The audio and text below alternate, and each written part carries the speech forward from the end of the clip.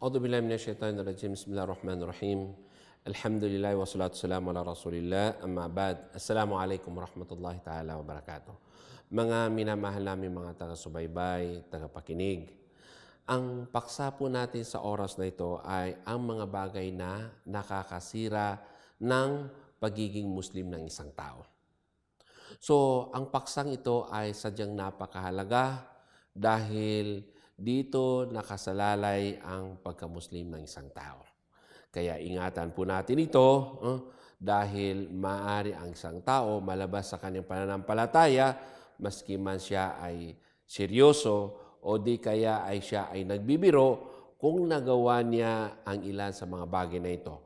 Maliban na lamang kung ang pagkagawa nito ay sila na mga taong pinilit na kung saan sila'y pinilit na kapag hindi nila ito gagawin, maring sila ay patayin o di kaya ay sila ay mapinsala.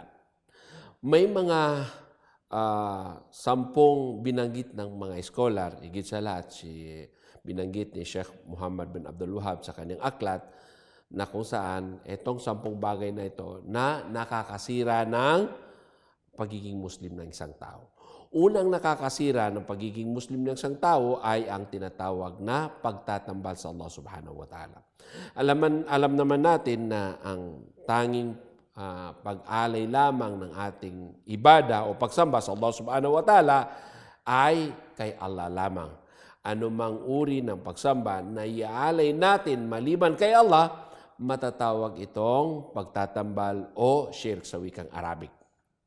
So kapag ginawa po ng isang tao yon, ito po ay walang kapatawaran. Maliban na lamang kapag ito ay kanyang ginawa at nagbalik loob sa Allah subhanahu wa ta'ala bago pa man siya inabutan ng kamatayan, tatanggapin ang kanyang pagbabalik loob at patatawarin ang kanyang mga nagawang kasalanan higit sa lahat doon sa ginawa niyang shirk o pagtatambal sa Allah subhanahu wa ta'ala. Kaya hanggat hindi pa tayo inabutan ng kamatayan, kung tayo man ay nakagawa ng anumang mga kasalanan, hinggil dito, ay kailangan na natin itong pawiin, magbalik loob sa Allah subhanahu wa ta'ala, dahil kapag inabutan tayo ng kamatayan na hindi tayo nakapagbalik loob sa Allah subhanahu wa ta'ala, malalagay tayo sa kapamakasaling o araw. Sinabi ng Allah subhanahu wa ta'ala, la in asyrakta la yahbatanna amaluk. Kung ikaw ay magsasagawa lamang, sinabihan niya si Propeta Muhammad sumakaninawa ang kapayapaan, ngunit ito'y pangkalahatan sa lahat ng mga mananampalataya, kung ikaw o Propeta ng Allah subhanahu wa ta'ala ay magsasagawa ng pagtatambal, mawawala ng saysay ang lahat ng iyong mga gawain. Okay, balikan natin yung unang mga nakakasira ng tawag doon pagka-Muslim isang tao ay tinatawag na ashirk, yung pagtatambal sa Allah subhanahu wa ta'ala. Sinabi ng Allah subhanahu wa ta'ala sa banal na Quran, Inna Allah la yaghfiru ayyushraka bihi wa yaghfiru ma duna dhalika liman yasha. Katunayan, si Allah subhanahu wa ta'ala ay hindi niya patatawarin ang sino mang nagsasagawa ng pagtambal sa Kanya. Ngunit Kanyang patatawarin ang maliban sa pagtatambal sa mga bagay na naisin niya. So, ang tanging walang kapatawaran ay ang pagtatambal sa Kanya. Ngunit maliban pa dyan ng mga gawaing mga pagsamba, mga gawaing mga pagsuway sa Kanya, ay maaaring ito ay patawarin ng Allah subhanahu wa ta'ala. So, kabilang sa halimbawa ng pagtatambal sa Allah subhanahu wa ta'ala ay ang pagsamba sa mga Diyos-Diyosan. Ang pag-alay ng ating kinatay. So, napakasimpleng bagay lamang. Kung di, ikaw ay kakatay at ialay mo ito sa iba, maliban kay Allah, ay maituturing na itong pagtatambal sa Allah subhanahu wa ta'ala. O di kayo ito ialay mo sa mga jinn. Okay. Pangalawang bagay na nakakasira sa pagiging Muslim ng isang tao ay ang pagsasagawa ng mga bagay na mamamagitan sa iyo at sa Allah subhanahu wa ta'ala. Sila yung mamamagitan sa iyo, sa kanila, sa Allah subhanahu wa ta'ala, sa mga uri ng pagsamba. So ito rin po ay sensitibo. Kaya sa isang Muslim, kung siya ay mananalangin, hingi sa Allah subhanahu wa ta'ala, direkta siyang hiling sa Allah subhanahu wa ta'ala at hindi na siya dadaan sa anumang nilikha ng Allah subhanahu wa ta'ala katulad ng ginagawa ng ilan o ilang mga sekta ng maliban sa Islam na kung saan sila ay gumagawa ng mga Diyos-Diyosan, mga santo upang ito ay magiging mamamagitan sa kanila sa Panginoon. Pangatlo is Alam na natin na ang reliyong Islam ay ganap, kompleto at pinakamainam na relihiyon sa ipinadala ng Allah subhanahu wa ta'ala. So, ang mga relihiyon na maliban sa Islam ito ay hindi tanggap. Hindi tatanggapin ng Allah subhanahu wa ta'ala. Kaya ito, pangatlong binanggit ng propeta, pangatlong binanggit dito sa mga nakakasira ng Islam, ay sino man ang hindi niya, tawag doon, hindi niya tatanggapin, o di kaya magkaroon siya ng alinlangan na ang mga hindi mananampalataya ay sila ay nasa tamang landas, ang kanilang paniniwala ay nasa tamang landas, o di kaya ay tama ang kanilang gawain, sa bagay na ito ay kabilang din ito sa mga bagay na nakakasira sa pagka-Muslim ng isang tao. Pang-apat ay ang gabay ng propeta ay siyang pinakaganap na gabay dito sa mundong ito, na kung saan ito ang pinakamainam sa lahat. Kaya sino man ang maniwala, okay, take note mga kapatid, sino man ang naniwala, inaakala niya ang maliban sa gabay ng propeta ay siyang mas mainam. Katulad ng gabay ng mga maliban sa Islam ay siyang mainam at siyang ganap at siyang kumpleto. Katunayan siya ay labas sa pananampalatayang Islam. Panglima mga kapatid ay ang reliyong Islam, niyakap natin ito ng buong puso at buong pagmamahal. Na kinalulugdan natin ang reliyong ito. So sino man ang isang Muslim na niyakap ito na merong pagkamuhi sa kanyang sarili, galit siya, hindi niya tumatanggap, katunayan ay kabilang din po sa mga bagay na makakasira ng Islam. Kahit pa man ito ay kanyang isinasagawa o sinasabuhay. Tandaan niyo, kahit sinasabuhay mo, pero ngunit kinamumuhian mo ito, hindi pa rin ito tanggap sa Allah subhanahu wa ta'ala. Ang sinabi ng Allah subhanahu wa ta'ala sa banal na Quran, "Dhalika bi'annahum karihu ma anzalallah fa ahbata a'malahum." Sinabi ng Allah subhanahu wa ta'ala sa surat Muhammad na kung saan tinukoy niya dito ang mga hindi mananampalataya, kabilang na po doon ang mga mapagkunwari na yumakap sa Islam. Sabi na katunayan sila na yaw na kung saan nagkaroon sila ng pagkamuhi sa reliyon, pagkamuhi sa anumang bagay na ipinadala ng Allah subhanahu wa ta'ala, katunayan nawala ng saysay ang kanilang mga gawain. Pang-apat o pang-anim ay ang pagyakap natin sa Islam o pagsasabuhay natin ng Islam, katulad ng mga gantimpala, mga kaparusahan, ito ay tinanggap natin ng seryoso. Hindi lamang ito biro o walang halong pangungutya o di kay panginsulto. Kapag nagkaroon ng pangungutya, anuman ang kinutya natin sa reliyong ito, o anuman ang kinutya natin patungkol po sa paggagantimpala ng pagbibigay ni Allah ng gantimpala sa kanyang mga alipin, ganun din po ang pagbibigay niya ng parusa sa sino mang taong nagkasala. Kung ito ay ininsulto mo, kinutya mo, katunayan kabilang ka rin doon sa mga taong labas sa pananampalatayang Islam. Ano ang ebidensya natin dito? Mismo si Allah ang nagsabi sa banal na Quran, "Wala in sa'altahum la yaqulunna innama kunna nakhudu wa nal'ab.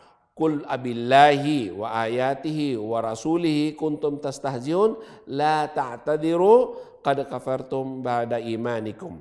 So, dito kung sila'y tatanungin mo, ito nangyari po sa panahon ng propeta sa mga kaninawang kapayapaan, na kung saan may mga tao na sila ay nangungutya patungkol sa relihiyon. So, nung tanungin sila, kung sila'y tatanungin mo, dito sabi ng Allah subhanahu wa ta'ala, kung sila'y tatanungin mo, kanilang sinasabi na kami ay nagbibiro lamang, naglalaro. So, sabihin mo sa kanila, "O Muhammad, ang Allah subhanahu wa ta'ala ba, ang kanyang mga talata, ang kanyang mga tanda, ang kanyang sugo ay inyo bang kinukutya? Huwag na kayong magdahilan." Sabi ni Allah, katunayan kayo ay lumabas sa pananampalataya pagkatapos ninyo itong niyakap. So, very sensitive pala ang pangungutya kahit man ito'y dinadaan natin sa biro. Pangpitong kalagayan na maring malabas ang isang tao sa pananampalatayang Islam ay ang pag-aaral o pagsasagawa ng karunungang itim, ang pambabarang o anumang mga kauri nito. Bawal din po yun, dahil sino man ang gumawa nito na merong pagkagusto, kinalulog na niya ang gawain na ito, mapapabilang din siya sa mga taong labas sa pananampalatayang Islam. So, ang pangwalo na mga bagay na nakakasira sa pagka-Muslim ng isang tao ay nararapat sa isang Muslim, sa kapwa ni Muslim, sila ay nagtutulungan, nagmamahalan. Kaya kabaliktaran nito, sino man ang makipagtulungan sa mga hindi mga Muslim upang sila ay puksain, upang sila ay patayin sa mga bagay na hindi makatarungan, bagkus nais lamang nilang pabagsakin ang mga Muslim, nais lamang nilang ibagsak ang reliyong Islam, sila ay kabilang doon. So sinabi ng Allah subhanahu wa ta'ala, وَمَنْ يَتَوَلَّهُمْ مِنْكُمْ فَإِنَّهُ مِنْهُمْ إِنَّ اللَّهَ لَا يَهْدِي الْقَوْمَ الظَّالِمِينَ. Sino man ang makipagtulungan sa kanila, sila ng mga hindi mananampalataya, laban sa inyo, sa mga bagay na hindi makatarungan, kung hindi dahil nais lamang nilang ibagsak ang reliyong Islam, so sa bagay na ito ay siya ay kabilang sa kanila. Katunayan sa Allah subhanahu wa ta'ala, hindi niya gagabayan sila ng mga tao, mga gumagawa ng katampalasan. Pangsyam na bagay na nakakasira ng pagiging Muslim ng isang tao is itong reliyong ito ay walang exemption. Ibig sabihin, lahat ng tao na yumakap ng Islam, lahat ng katuruan nito ay narapat na isabuhay ng sinuman. Wala pong pili mga tao na maaaring lumabas dito na hindi niya pwedeng sagawa. Bagkus sino man ang nag-aakala, naniniwala na mayroong mga ilang mga tao na hindi obligadong sumunod sa reliyong ito, ay katunayan siya ay labas sa pananampalatayang Islam. Ibig sabihin, lahat, pagkatapos na ng propeta sumakan ni Nawa ang kapayapaan, anumang naiparating nito, lahat ay narapat sundin, isagawa at walang exemption. Maliban na lamang sa mga may matinding kadahilanan na ipinahintulot ng reliyong Islam. Halimbawa, kung ikaw ay nag-aayuno o ipinag-utos ang pag-aayuno, may mga ilang mga tao na hindi obligado mag-ayuno dahil sa may matinding kadahilanan na ipinahintulot ng Islam. At bilang panguli, ito na po yung pang-10 is ang reliyon natin ay reliyon ng pagsasabuhay. Reliyon na dapat malaman natin ang pinaka-basic na panuntunan ng Islam. Sino man ang tumalikod nito, talikuran niya ang relihiyon. Matapos niyang yakapin ito, hindi man lamang niya pag-aaralan, hindi niya ito isasabuhay, katunayan siya ay labas din sa pananampalatayang Islam. Binanggit ni Allah subhanahu wa ta'ala sa banal na Quran, وَمَنْ أَظْلَمُ مِمَّنْ ذُكِّرَ بِآيَاتِ رَبِّهِ ثُمَّ أَعْرَضَ عَنْهَا إِنَّا مِنَ الْمُجْرِمِينَ لَمُنْتَقِمُونَ. إِنَّا مِنَ الْمُجْرِمِينَ مُنْتَقِمُونَ. Wala na pong higit na palasway, wala na pong higit na tumaliwas sa tamang katuruan na sila na mga taong binanggit sa kanila ang talata ni Allah. Binanggit sa kanila ang tamang katuruan mula sa Allah subhanahu wa ta'ala. Muli, ito ay kanilang tinalikuran. So ngayon, nang ito ay yakapin mo ang reliyong ito, kailangan yakapin mo, pag-aralan mo, isabuhay mo. Hindi lamang sa ikaw ay matawag na isang Muslim. So hindi nagpapamuslim ang isang tao sa pamamagitan ng kanyang pangalan. Ang totoong nagpapamuslim ng isang tao ay ang kanyang pagsasabuhay, ang kanyang pagsasagawa. So ingatan po natin ito mga kapatid sa pananampalatayang Islam upang hindi tayo mapabilang sa mga taong taliwas sa turo ng Islam o di kaya ay mapapasa kanila ang kaparusahan sa huling araw. So hanggang dito na lamang. Assalamualaikum warahmatullahi ta'ala wabarakatuh.